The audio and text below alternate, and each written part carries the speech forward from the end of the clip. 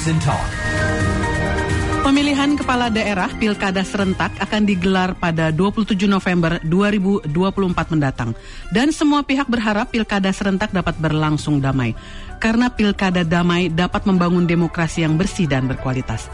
Dengan demikian, demokrasi akan membawa kemakmuran dan kesejahteraan bagi seluruh rakyat Indonesia. Menuju Pilkada serentak 2024. Sejauh mana, Bu, kesiapan Pilkada serentak yang akan berlangsung 27 November yang akan datang ini menurut Bu Mita? Ya, jadi Pilkada hari ini sebetulnya kita sudah hampir memasuki masa pendaftaran pencalonan ya, dan saat ini kan kemudian kita juga sudah melewati masa pemutakhiran data ya, pemutahiran data pemilih. DPS sudah ditetapkan. Jadi kita juga mendorong bahwa partai politik segera memberikan rekomendasi kepada calon-calon yang diusung. Kalau berjalan damai, saya optimis lah ya. Saya kira masyarakat Indonesia ini sudah sangat terlatih ya.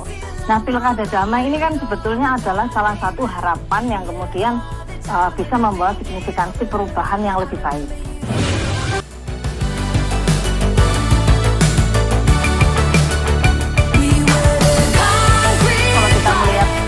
Informasi dari rilisnya Menko Polhukam, memang ada potensi konflik gitu ya. Potensi riak-riak polarisasi ini mulai muncul di beberapa daerah gitu. Nah, ini yang kemudian harus kita waspadai. Gejala-gejala yang muncul itu juga harus dilakukan sebagai antisipasi. Misalnya tadi dari IKP-nya Bawaslu ya, saya kira Bawaslu juga nanti akan merilis kalau tidak salah mungkin minggu depan ya, terkait IKP itu akan diperkuat lagi untuk spesifikasinya, misalnya di mana ada potensi SARA gitu ya, biasanya kan dia akan punya tematiknya. Nah, ini bagaimana kemudian kita di daerah-daerah itu bisa melakukan misalnya koordinasi stakeholder untuk bisa mencegah proses itu gitu ya. Ini tanpa sadar tersandera juga dalam proses demokrasi kita yang cukup banyak uang beredar diterima gitu ya, dan kemudian itu memilih menitipkan aspirasi calon yang dipilih itu yang kemudian memang ya mohon maaf misalnya perilakunya memang sudah akan mengarah ke hal yang demikian, ke hal yang kemudian justru tidak membuat demokratis, tapi justru elitis. Nah, ini yang kemudian pemilih di 2024, Pilkada 2024, saya kira harus realistis sekali. Yang dipilih itu betul-betul harus sesuai dengan hati nurani ya. Artinya itu memang orang yang tidak memanfaatkan gitu ya. Saya kira setiap pribadi kita ini kan tahu kalau kita tuh akan memilih itu siapa orang yang kemudian pantas sebagai pemimpin tuh secara sadar tuh kita tahu ya. Dan memang ini jangan sampai juga gara-gara pilkada jadi nggak stabil gitu pemerintahnya. Nah, ini kan salah satu tantangan-tantangan yang muncul ke depan, dan saya kira kita masih punya waktu untuk bisa mengantisipasi, Mbak. Baik.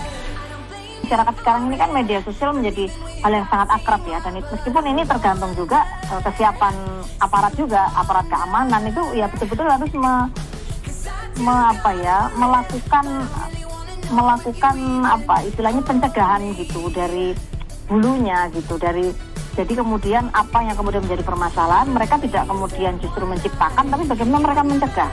Saya kira ini juga akan sangat didukung antara Kamtibmas, kemudian masyarakat, dan kemudian bagaimana pemuka-pemuka agama yang sudah mencermati dari sekarang ya menuju pendaftaran pencalonan. Ini pasti juga sudah terfragmentasi masyarakat gitu. Siapa yang calon akan maju ini kan pasti akan ramai.